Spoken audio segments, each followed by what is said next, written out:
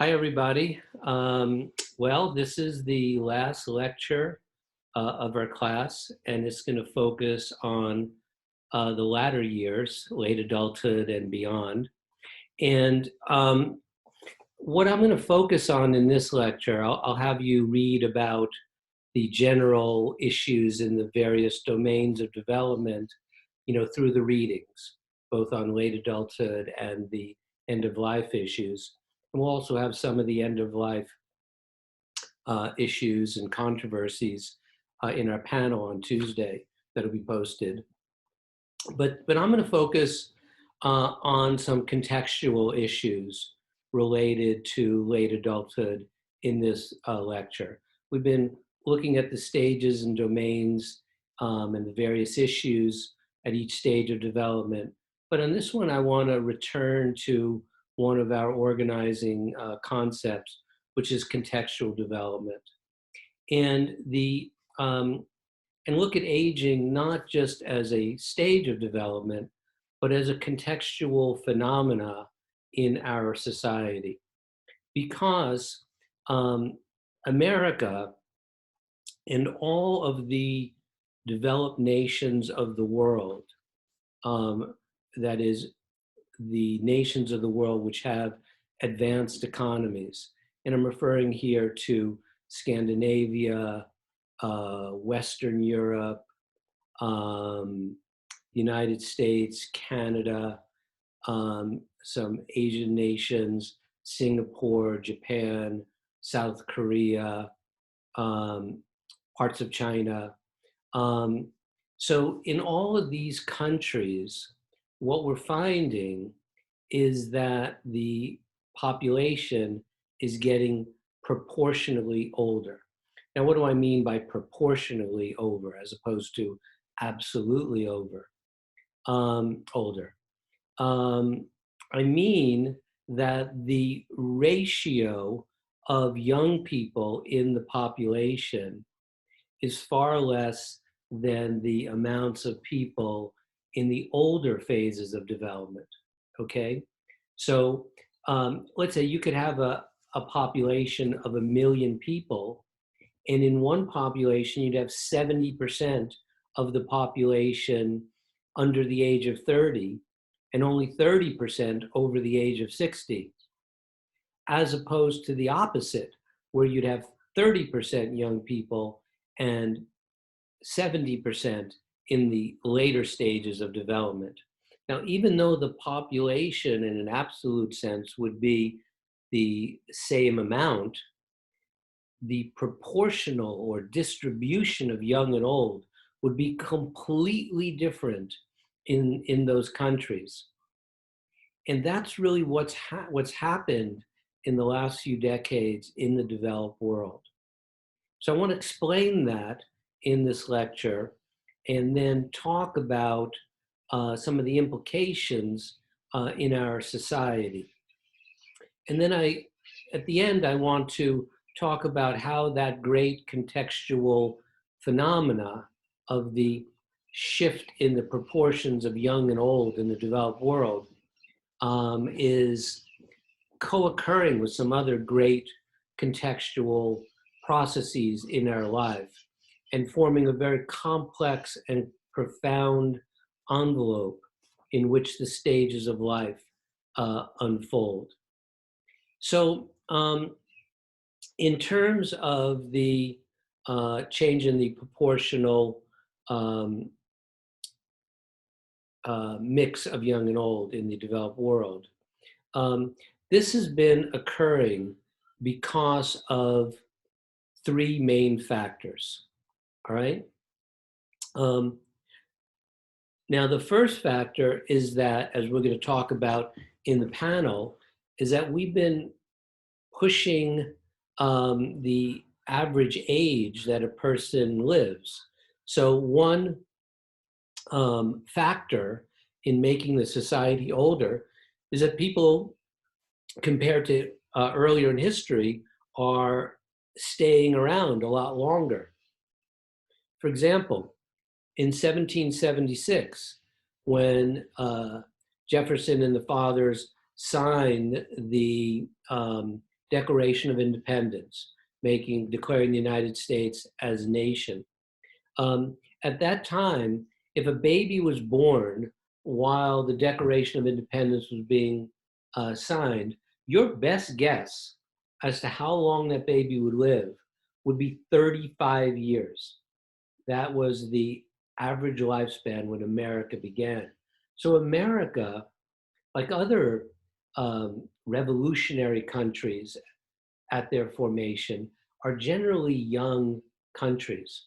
Revolutions occur in young countries, like the American Revolution, the French Revolution, the Russian Revolution. They were all developed by young people. Young people have always been the revolutionary force. You have to have enough young people fighting for change. And then you have to have some older people who can give it intellectual weight and direction.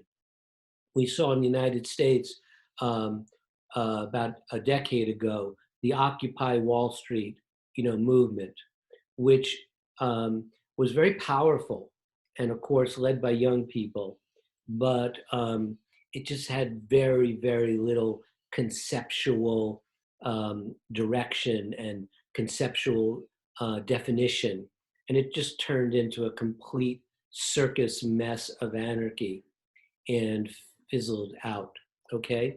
But it just shows that the revolutionary fervor in a country comes from the young. And so the distribution is not just a statistical thing, it changes the countries, changes what goes on. The Arab Spring, for example, was generated by the young. The uprisings in Tiananmen Square in China in the late 20th century, also the young, okay? So that's where revolutions come from, and that's one way that the proportional aging changes things. Older people can advise younger people, but older people don't make revolution, not for the most part, okay? Except maybe Bernie Sanders. Or that's a good example. Sanders' constituency is very young, and he's an elder who offers the conceptual framework for a revolutionary movement that didn't come to pass, but was a significant movement nonetheless. Right now, the youth of the world is in the Southern Hemisphere. The majority of the population and the majority of the young people are more in the Southern Hemisphere. And in the North, it's older people, and older people generally don't make uprisings because they realize they're closer to death and they don't have the energy. And so they don't make revolution, okay, for the most part. All right. So the main point is we're having this shift, and this shift affects everything in society. Imagine in our class, which is very homogenous, in the class where everybody, I think, is pretty much everybody is in emerging adulthood. So everybody is in a young phase between adolescence and adulthood, but except for me, of course. And so if we were, for example, to do what I was talking about last time, have your parents come in, or family members come in, or grandparents come in, and we had this whole mix of ages and perspectives and experiences, would that not be a completely different class than you had? Absolutely. They would be commenting on their experience, and it would just be, I think, much more dynamic. But anyway, so it changes everything. Getting back to the numbers. So the first reason this is happening is because we're getting older. 1776, the prediction was for average lifespan, 35 years. The median age, the age that half of the population is above and below, was 16 years old when America was founded. Then 100 years later, in 1876, the median age had the average life expectancy had only risen 5 years in a century, till 40. And the median age was also raised 5 years to 21. still a youth nation. But then in the 1870s and later 1800s, the Industrial Revolution happened. And we mechanized food production, and we had advances in medicine and science. And in that same 100 years, let's say till about 1990, a little over 100 years, the average lifespan had jumped from 40 to 75 in a single century. And the median age jumped from 21 to 32, okay? Almost a 50% increase. Before that time, there were only a couple million older people in the entire United States. But after that 100 years of the Industrial Revolution, this is why they call it a revolution, there were 30 million people who were older, 12% of the population. So it's almost like in that 100 years between the maturity of the Industrial Revolution and 1990, when we became a post-industrial or computer age, because we had the internet and popular use browsers making the web an instrument of mass culture and changing our lives completely. So it's almost like you have, compared to the people began this country, you have two lives instead of one. It's pretty amazing to think about. Now think about this. This year, 2020, which is the height of the baby boom, which we'll get to in a second, the average lifespan is now 80, and the median age is now 36. Okay, and there are 60 million old people, which is about 15 to 20%, of the population. So 60 million people in their 60s and beyond. All right, so that's the first reason that the population is moving more toward the elderly, because we're having people live longer. Okay. Now, the second reason is while people are living longer, and maybe after you hear our panel, we might even make medical breakthroughs where people can live not just to 75 or 80 or even 100, maybe 125, 150. These things are not off the table by any means, okay? But right now we're about up to 80. The second reason is that we're having smaller families. We talked about, one of the strategies for dealing with the costs and drawbacks of having children, while still recognizing people, for the most part, would like children. How do they compromise? One of the ways they compromise is to have smaller families. And we're seeing this across the entire developed world. The average fertility rate, that is the average number of babies per woman of childbearing age, has gone down a great deal. Let's go back to the early stages of our country. Let's take 1800, for example. The average woman would have seven babies, okay? I refer you back to your notes on labor and delivery, and they didn't have an epidural, they had natural childbirth, okay?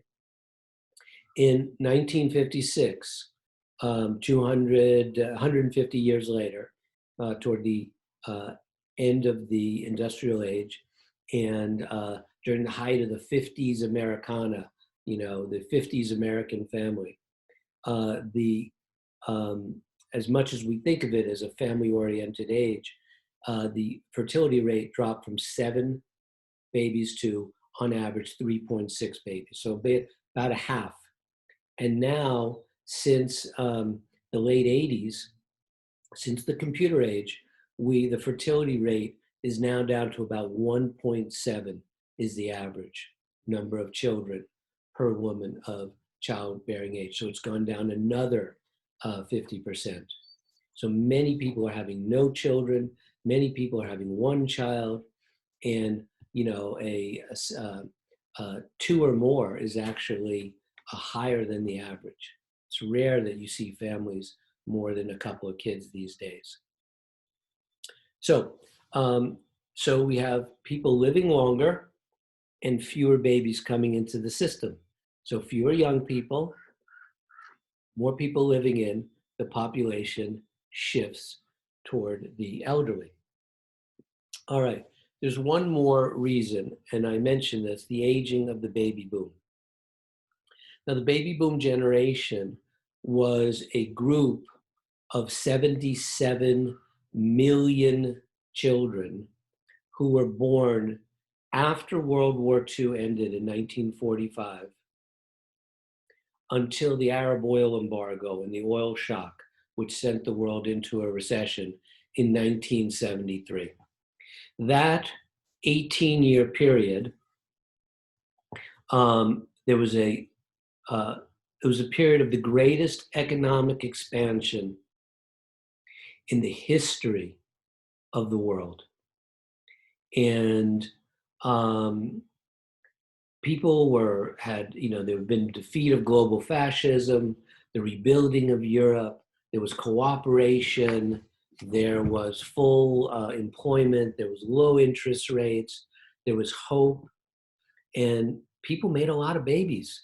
Plus, all the soldiers had been in a foxhole for years, and they were reuniting with their partners or spouses and making babies. Okay, and this was a time that suburban America was built, including Westchester, California, or the Westchester area of Los Angeles. So the baby boom is this massive amount of population that's been traveling down the lifespan. And so let's do the math. If you were born at the beginning of the baby boom, let's say in 1945, you would now be 75 years old. So the oldest baby boomers would now be 75 years old. And the youngest baby boomers would be 65, 55, would be 57. So everybody in between 57. So you see that massive humanity is all right around late adulthood.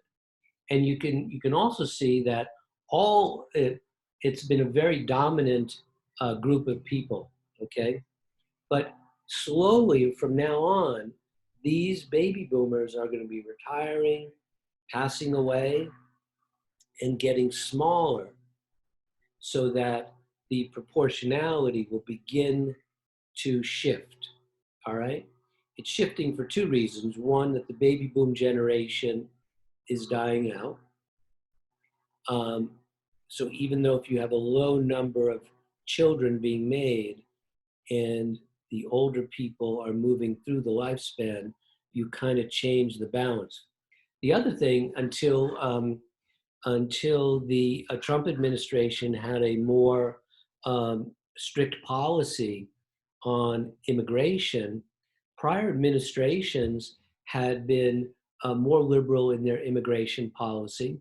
And the United States, relative to most nations in the world, had a fairly welcoming position to immigrants. Again, this is all in a relative sense. Some people think it's too welcoming, other people think it's not welcoming enough, but that's in an absolute sense. In a relative sense, the United States has always been a nation of immigrants and has had a more liberal policy until more recently, when it's become more of a controversy.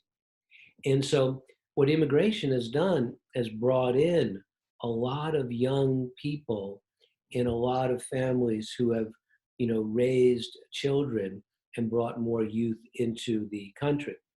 If you didn't have immigration, the number of babies that are being made by the citizen population of the United States, that is on average 1.7 for every woman, would not be enough to maintain the population. There's a statistic called the replacement rate of a population. It's just a statistical measure. And it says that every woman in a population, that is a closed population, that is no one comes in, no one goes out. Statistically, each woman would have to average 2.1 babies in order to have zero population growth. That is to correct for the number of deaths. So if you had, you know, um, 10 women, 9 of whom had two and one who had three, you would have an average of 2.1 babies. And that would equalize the number of people who died and keep it at zero population growth. But if you have people who are making more than 2.1 babies and a very tight um, um, system of immigration or open immigration, then the population is going to rise. But if you go below 2.1 and don't let anyone in, that is, have a tight immigration policy, then population goes down. Take a country like Russia, for example, or Japan. They're very, very strict. Sweden, Switzerland, very strict immigration policies. They're not closed systems, but they're much more closed than the United States. And they also have they have a fertility rate that is below 2.1. So these countries have actually been losing population, which is very dangerous for the future economics of the country. So just to review, the United States is getting proportionally older, as is the entire developed world, because of three factors. One, people are living longer, and with continued medical and genetic advances, that may continue. Two, people in post-industrial nations, are having fewer babies. So people are staying in longer and bringing fewer young people. And three, the baby boom generation is starting to decline. All right. Um, so, well, the baby boom generation right now is still a massive force, but it will start to decline. So then the question is, now that you know about this proportional aging issue, what are the implications in our society? Well, the first implication is that the elderly have been and will continue to dominate electoral politics for at least this go around, maybe one more. If you look at the President Obama, President Bush, second Bush, President Clinton, um, um, and President Trump, all came from the baby boom generation.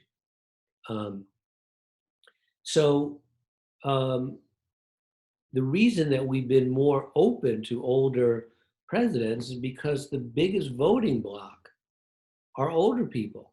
Not only are they a huge number of people, but the elderly vote at a much higher rate than young people. Memo to millennials: if you want to run the country, which you are going to be able to do fairly soon, because you, after the baby boom sort of dwindles out, you will be the largest group voting bloc in America. The problem is you don't vote. People, did handstands because the millennial generation voted at a higher rate than they ever did during the first Obama election. Okay, they got all fired up and they voted. But even then, they voted for like maybe a third of millennials. I think it was 36%, and it was the highest rate of voting by young people in a presidential election. Whereas, so you can say all you want, but unless you take control politically, then nothing's going to happen. Okay. If the young people, um, um, okay, so they voted 36%. Do you know what percentage baby boomers, the elderly, vote? More like double that, 65, 70% of elderly vote in the presidential election.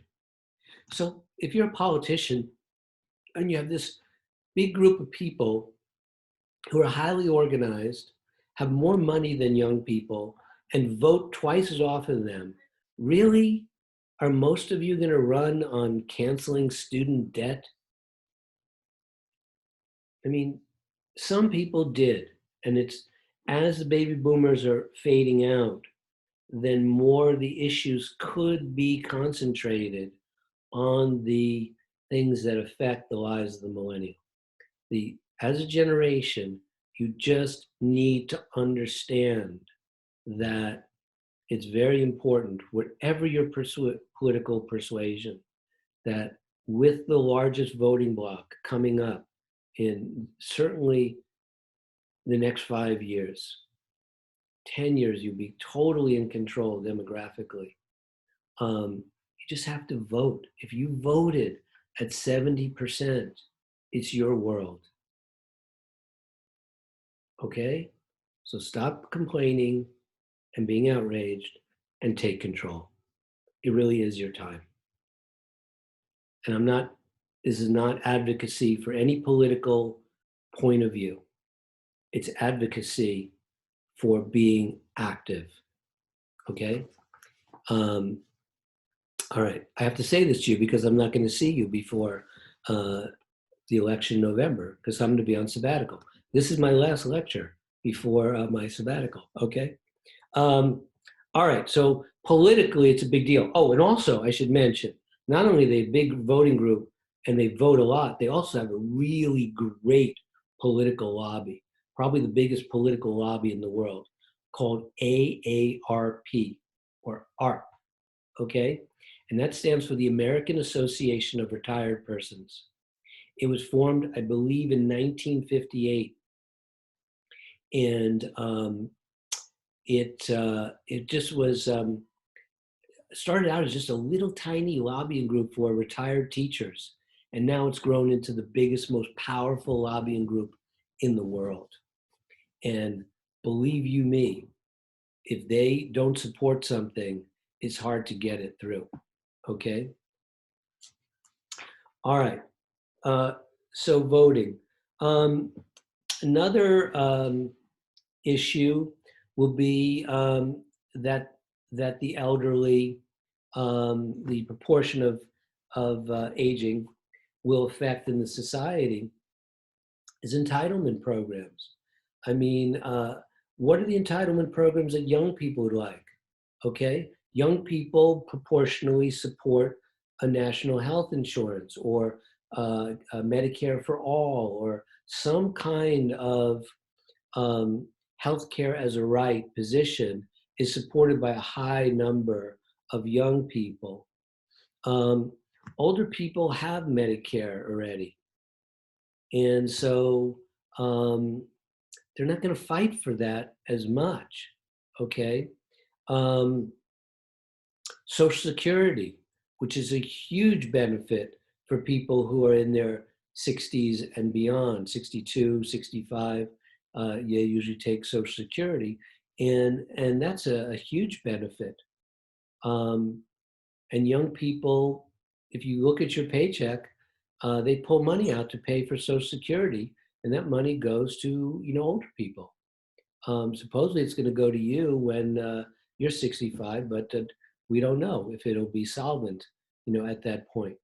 So the way the entitlement system has been organized benefits people who are older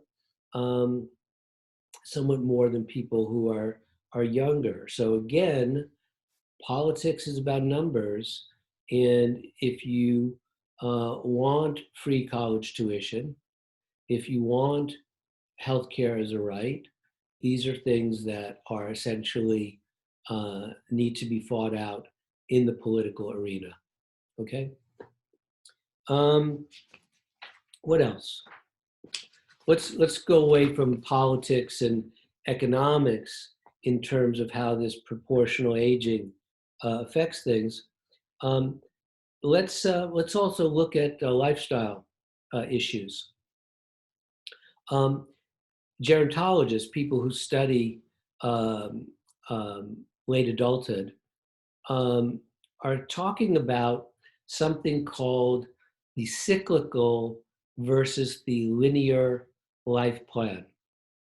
Let me first tell you what the linear life plan is, and then I'll contrast it with the cyclical one. When you have a relatively short lifespan, there are certain functions. Well, let me go back. There are certain functions that any society must have its members perform in order for the society to survive. First of all, there needs to be people who are born. Without that, you can't survive. They need to safely grow. They need to learn skills like reading and writing and mathematics and technical skills in order to perpetuate the culture. So they need to be an educated person in the culture, at least enough of them need to be. They need to find a partner, and they need to reproduce, and they need to socialize these children to independence. These are the functions of life and the functions of a culture. And if enough people don't do those things, you have the culture not being able to be perpetuated. Now, when you have a short period of life, let's say 50, 60 years, by the time you are born and grow and learn social and skills and academic skills and are educated in the culture and develop a career and partner and reproduce and socialize and raise your children to independence, by that time, you're kind of toward the end. But let's say you, instead of having 50 or 60 years, you live to 80 or 90 or 100. Now you may get a 30-year dividend, 35-year dividend of time where you've completed all of your functions, but you're still alive and, God willing, healthy. People know now that for the most part, if they do things right, they plan financially and they keep their health, they may get a developmental present, which is 20, 30 years of healthy life where they're done with their, they completed all their units. They're done. They graduated. Now it's theirs. We all know that. So when you had to do every function in order and fast in a constricted life, you had to do everything in order and efficiently. But now, instead of it being like this, it's much longer, but the functions are the same. So the linear life is when you do things boom, boom, boom, boom, boom, in sequence and efficiently, and then you die. The cyclical life is where you can take your time in performing these functions. You don't have to finish college at 21. You want to take a gap year. You want to take a year off. You want to take a year off before, if you go to graduate school or something, if you can afford it. Whatever. Now you have to be an adult. You have to support yourself. But you can do that from a developmental point of view. It'd probably be better for a lot of you, because a lot of college students, and you know this better than I, they're pushed so much through high school, they're so stressed out getting into college, that by the time they get into college, they're like burn out on the whole thing, And wouldn't it be better to like go through high school and have like a mandatory gap year where you wouldn't be in school, maybe even a mandatory 2 years where you serve in the military, you work with homeless people, you get out of your own, bubble and of a lot of the superficiality, following influencers and all this nonsense, and do something to help people, to be involved, to understand how the country works, and to be part of the political process. Excuse me. That'd be so much better. And then you come back to the university and you'd be so happy because you'd realize what a great place a university is, what a privilege it is to be here, to be around decent people who are really smart and trying to think. Big deal, you have to write a paper or study for like a multiple choice question. Believe me, it's a lot easier than the world out there. One day when you get out there and the ambiguity of it all and the burdens of it all, you'll say, wow, it was so much better to be in college. And this is what you see when people get away for a year. They go away, they regenerate themselves, they come back, and you have an older student, in the class, and they're just hungry for it. They ask questions, their mind's alive, they're there for all the right purposes. But many young people are just so tired and so burnt out and so done with it right now that they don't get the most out of it. It becomes a burden and a chore when it should just be a blessing, to be there.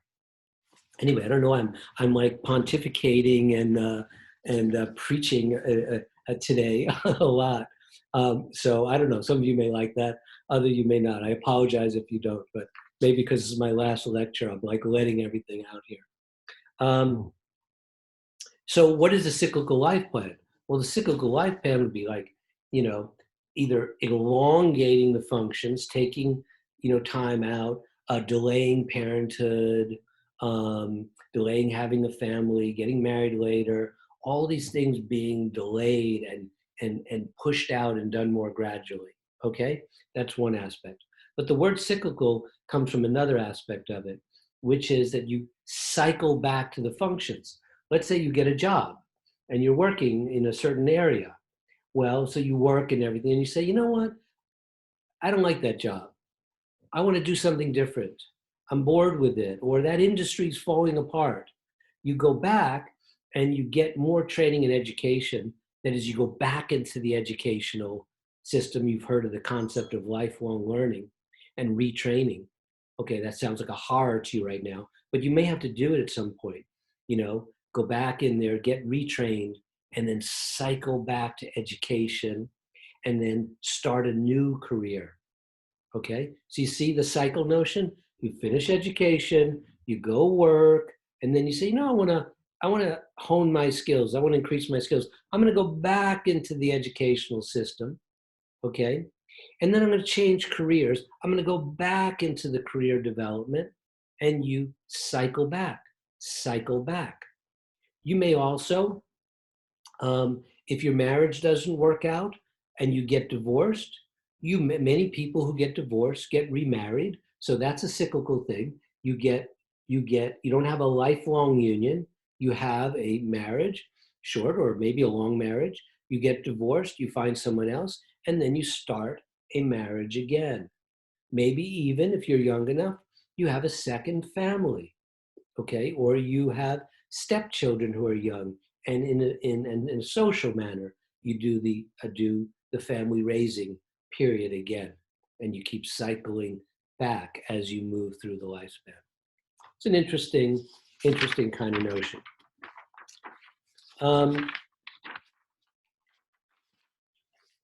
Okay, so the point is that to keep in mind this great contextual issue related to the proportional aging of the industrial world. This is a very big impact, on the world today.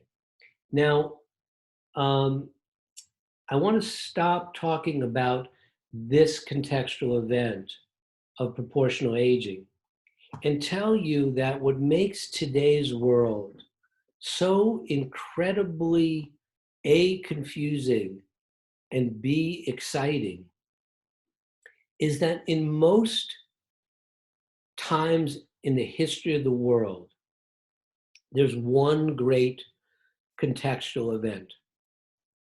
That is something which is an envelope in which your life unfolds, a context, in which your life unfolds. So one of the ways that your life is unfolding is that you're living in a world, in a culture, where the elderly have been the dominant force. It's going to start changing, but in your formative years, the elderly have run the country. Okay. And that's true, as I said, of many areas of the world, the developed areas of the world. But whereas in many other times in history, that would have been enough. That would have been the great contextual event in which lives unfolded. And if you go back in history, for the most part, you can only find one great contextual event.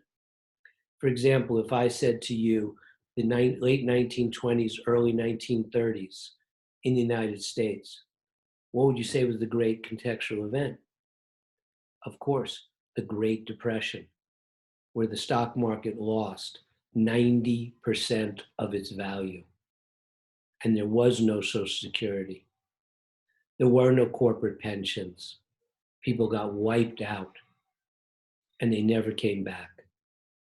That was a great defining moment in America, and everybody who lived through that was marked by that context. Their life unfolded in that great historical context.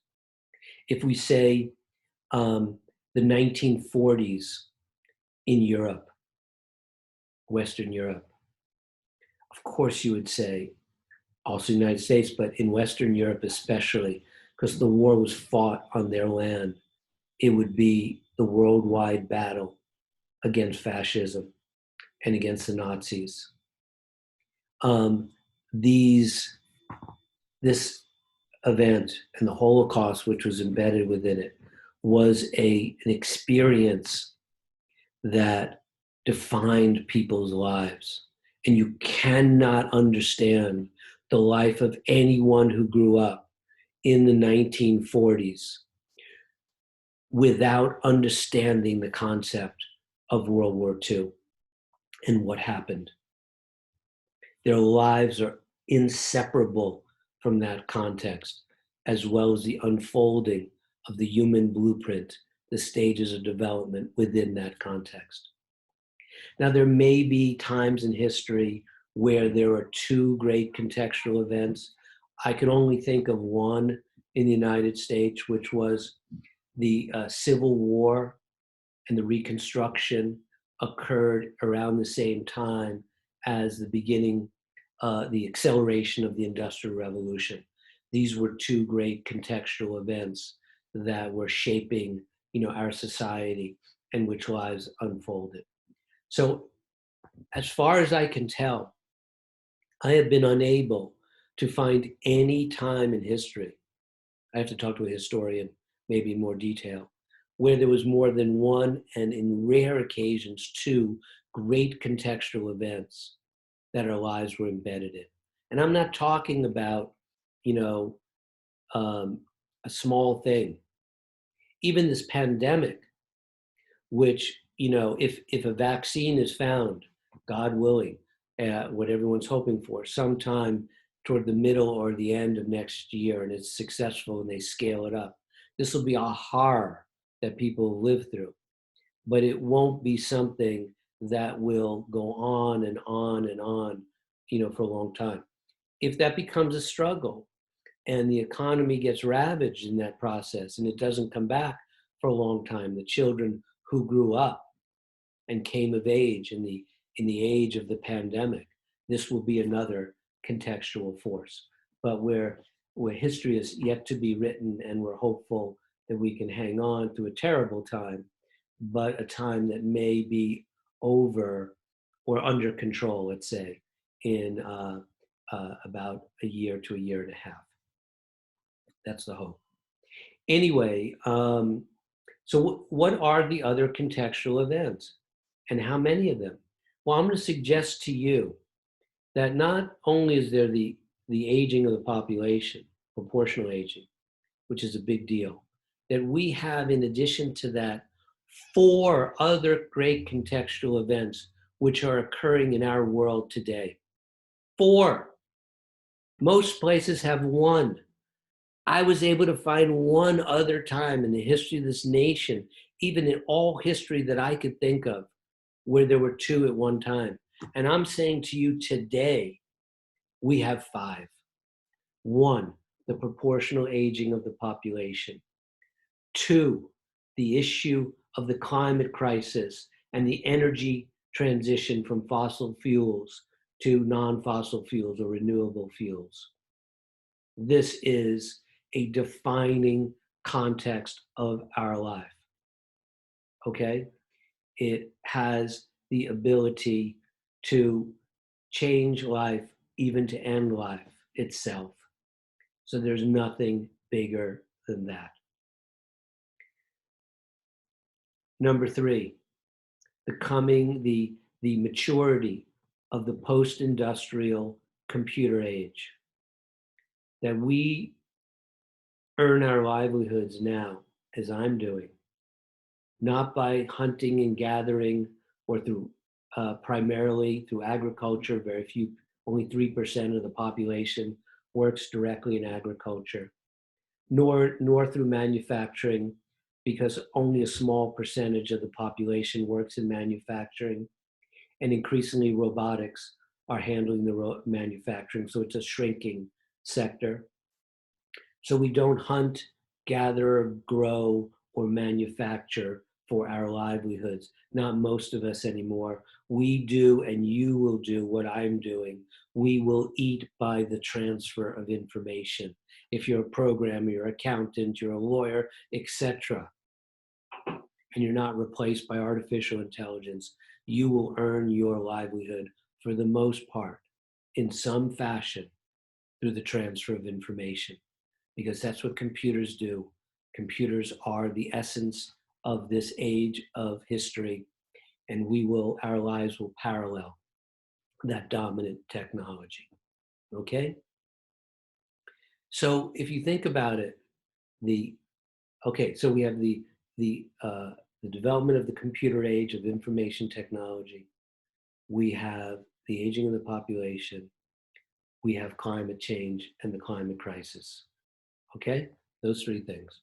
Now let's add some more. We have multiculturalism.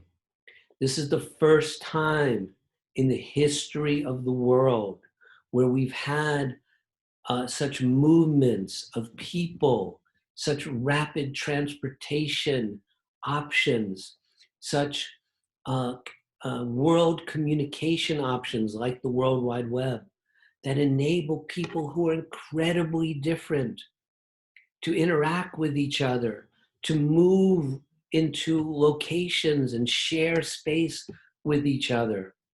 Throughout humanity, we've lived in homogeneous racial, ethnic, cultural, linguistic communities. But over the course of the last 100 years, and now in an accelerating manner, we are a global village. We live, we interact, we communicate with all manner of different people. And we've never been able to see if we can get along with people who are not like us. This is a challenge to build a harmonious, multicultural society and world. And we're battling, and some people don't like it, and some people are all in, and it's a diversity of orientations. It affects curriculum, it affects business, it affects housing, it affects healthcare, it affects everything. We're trying to have a different world. And that's a big, big deal. And then finally, as if that wasn't all enough to spin your head, we are in the midst of a genetic, biological revolution. As we started out in class, we've mapped the human genome. We're now understanding more and more the relationship between our genes and our behaviors and outcomes in our life.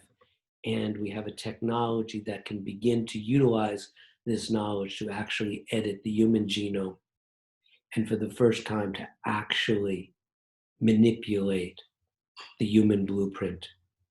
In the same way, on the information technology front, we're creating a new form of intellect that rivals possibly and may exceed organic intelligence that is in our brain.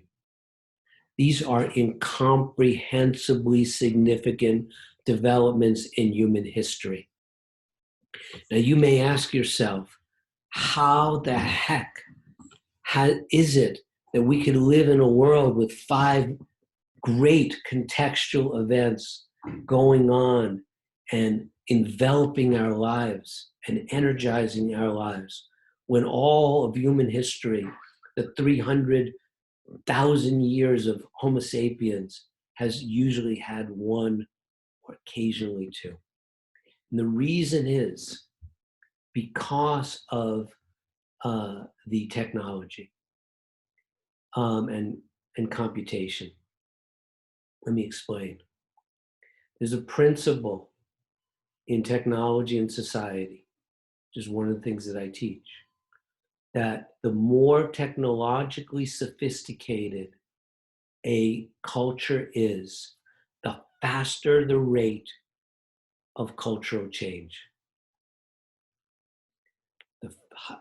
The more evolved and sophisticated and powerful the technology of a society, the more speed the society changes. Well, we have reached a time of massive computation, massive capacity, and massive speed. And it's only going faster and faster. And it's changing society so quickly that our culture is spinning so quickly, and all of these great contextual events are coming in like waves. Computation, genetics, multiculturalism, aging, and energy and climate. Think about it. And think about this. Of all the places in the world, which place do you think has a significant role and to play in all 5 of the great contextual forces in which lives are unfolding? And the answer is Los Angeles, California, because we have a tech industry, both the entertainment industry and the tech industry that is right at our doorstep in Silicon Beach. LA and Southern California are major tech centers.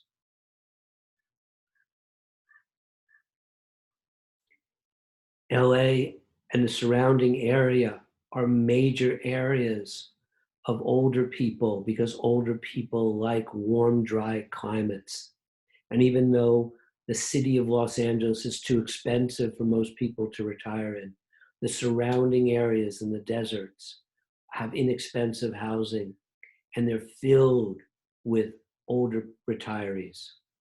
And we have 2 preeminent institutions of gerontology at UCLA and the USC, world famous Andrews School of Gerontology. So we have a big, big older population and big gerontology centers. We are also very active in genetic testing, stem cell research, all of the new biotechnology trends and genetic trends are well represented in Los Angeles. And it's not far from Berkeley, where Jennifer Doudna invented CRISPR-Cas9. We have the issues, the battle over fossil fuels, with Occidental Petroleum offshore of Southern California, and the solar movement and the wind movement out in the deserts. We are in the forefront of that energy battle as well, with our wildfires and our drought. And in terms of multiculturalism, the most diverse county in the entire world is Los Angeles County. There are 120 languages spoken in Los Angeles County. So don't you see that we have the privilege of having a front row seat at the greatest story unfolding in the world today? I told you at the very beginning of the class that the Bible may be the greatest story ever told, but the story of humanity and the story of the development of a human being may be the second greatest. And some people may think it's the first. These are amazing times. Now, if you can understand these 5 contextual developments that are energizing and forming the context of the lives of people on this planet, you get the big picture and you understand why things are both so exciting and so confusing, so exciting and so sometimes feeling out of control.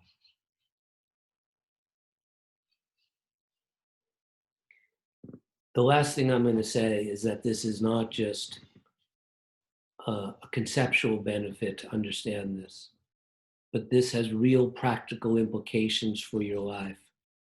So I'm going to give you, to close, a little collective advising sessions. If you know what those 5 great contextual processes are, these are the tides. This is the energy that is moving the world forward.